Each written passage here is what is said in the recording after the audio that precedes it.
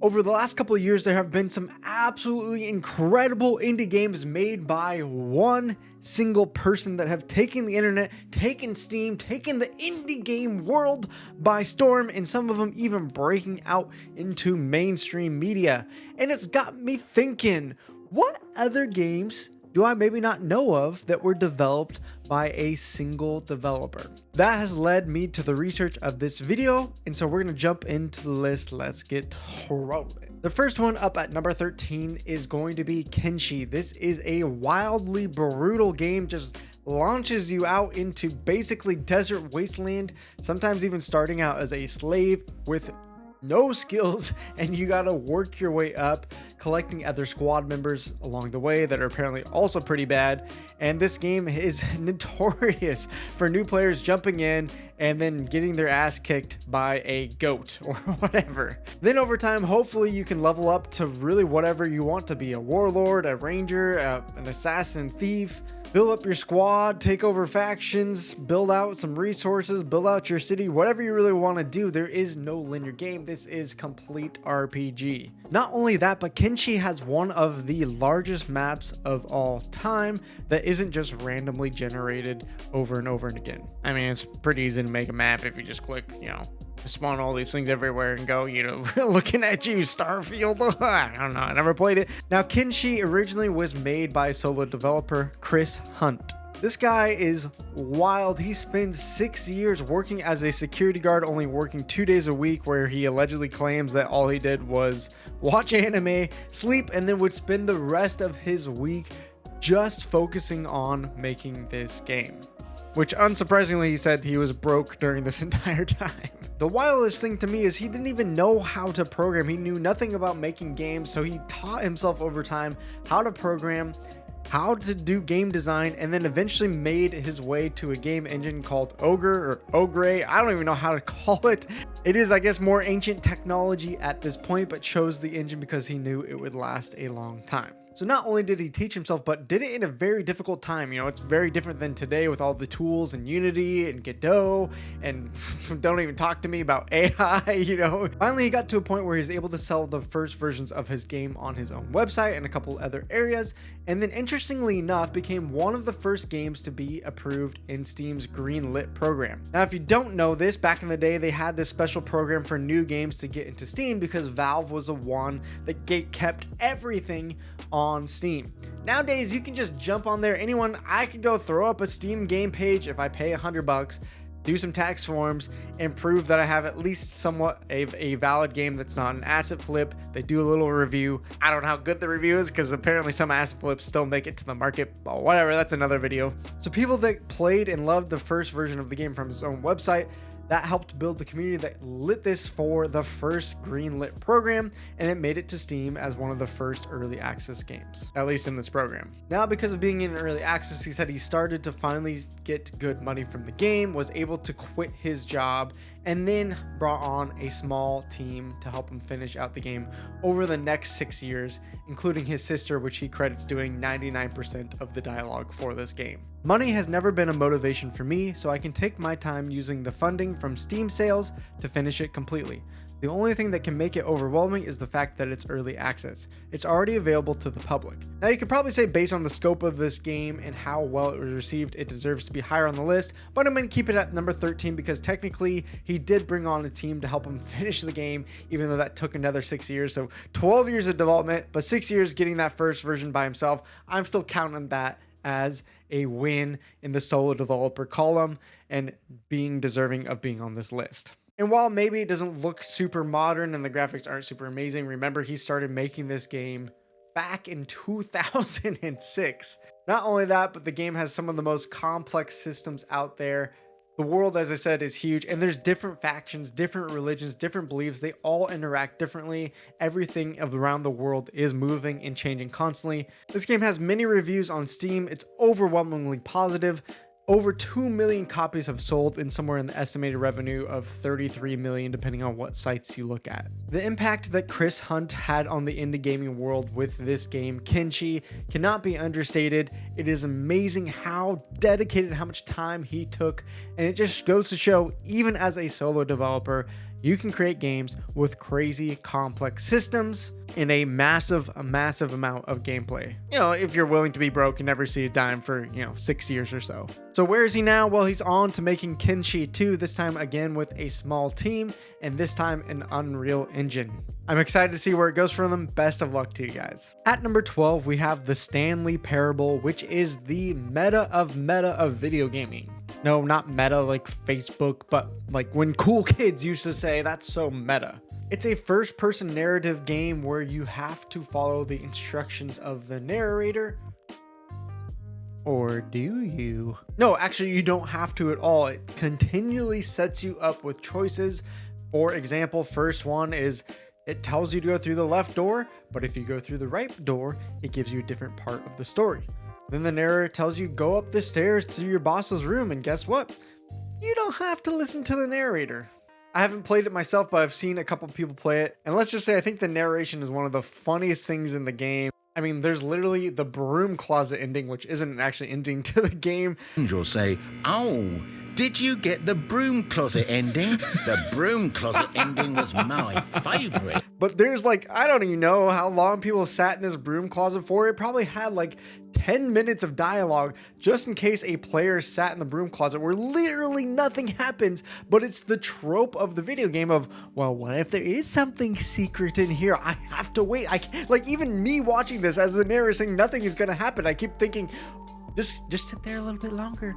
What if, And so it just nails all these tropes in video games. One of my favorites is this countdown scene where you're trying to like randomly find the magic button or code or color, and he's just making fun of you the whole time saying like, dude, all that is just a distraction. I'm going to kill you anyways. It's all gonna blow up. Stop worrying about it. Just go in peace. The solo developer of the game is Davey Reedon, and eventually this game was actually a mod for Half-Life 2. Davey Reedon said his inspiration came from games that he just absolutely loved, the creative storytelling, Portal, BioShock, Half-Life 2, and then he began with his own question. What would happen if you disobey the narrator?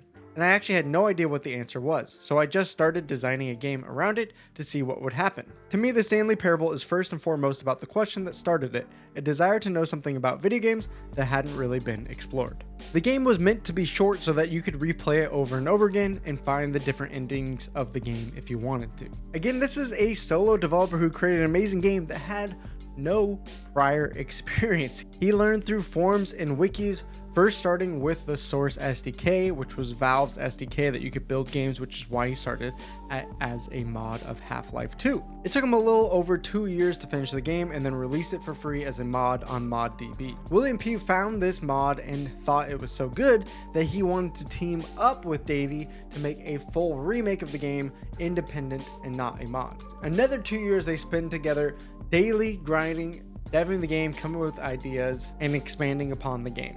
And in October 2012, this was one of the early games going through Steam Greenlight's program, just like Kenshi was, and eventually they get passed through that, and a year later have a full release of the remake. The reception of the game was quite incredible, especially without a huge marketing budget behind it. The first mod that was released in 2011 got 90,000 plus downloads within its first 2 weeks. Then the 2013 remake went on to be an even bigger success. Things like having an 88 on Metacritic, a couple of awards, sold over 100,000 copies in the first 3 days, and reached 100 million copies sold within a year. Now, while Davey Reedon made this game solo developed by himself, he does give major credit to the hiring of the narrator, which he had tryouts for, and eventually brought on Kevin Brighting.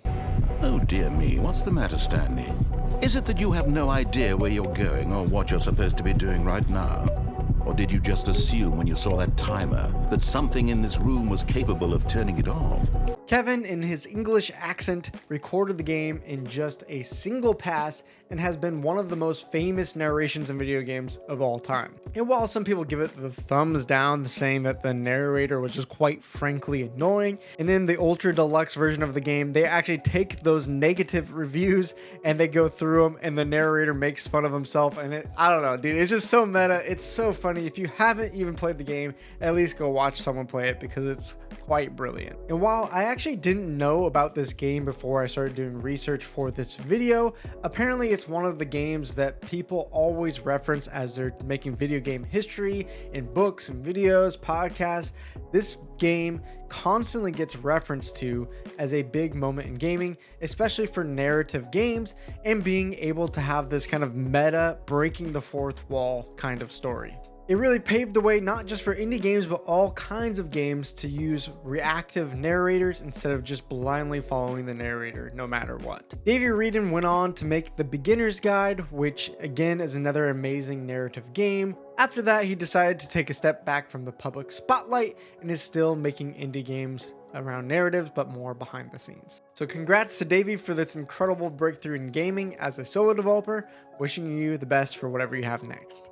And at number 11, we have Papers, Please. And if you've never seen this game before, this one actually kind of looks like it was made by a solo developer. It's really not that surprising on the outside, but if you just wait and give me a second to explain why it has some geniusness to it. In Papers, Please, you work as an immigration inspector, and it seems really simple at first. You look at people's passports, you compare it to what it's supposed to be, and if it's right, you approve it, let them into Arstotzka.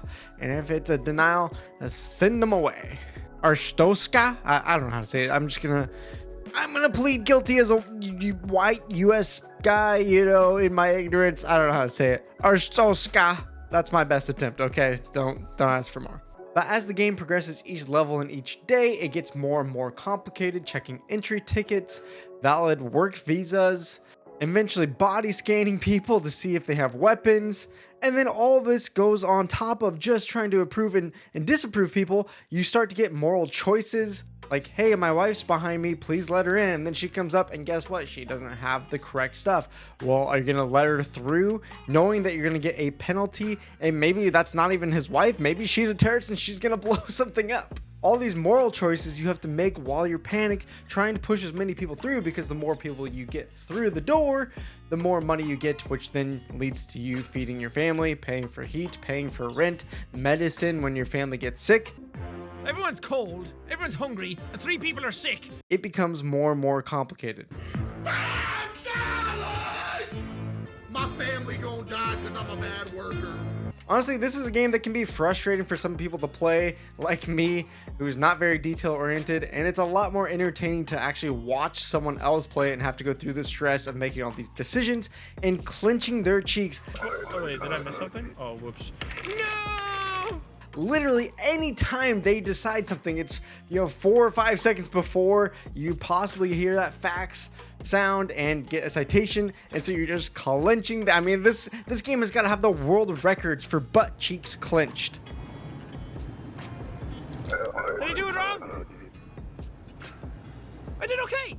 This solo devved game was made by Lucas Pope, and he's actually one of the first ones on our list that has actual game dev experience beforehand. He used to work at Naughty Dog working on the first couple of Uncharted games before getting sick of working on AAA games and decided to move to Japan with his wife, where he and her can make video games together. That travel back and forth between Japan and the US made him realize that there's a lot that goes into immigration, to passport checking, the inspections, and he thought, hey, this could be kind of intense and make for some tense moments in a video game, and eventually he saw it through the eyes of, hey, let's let the player be the one that's inspecting.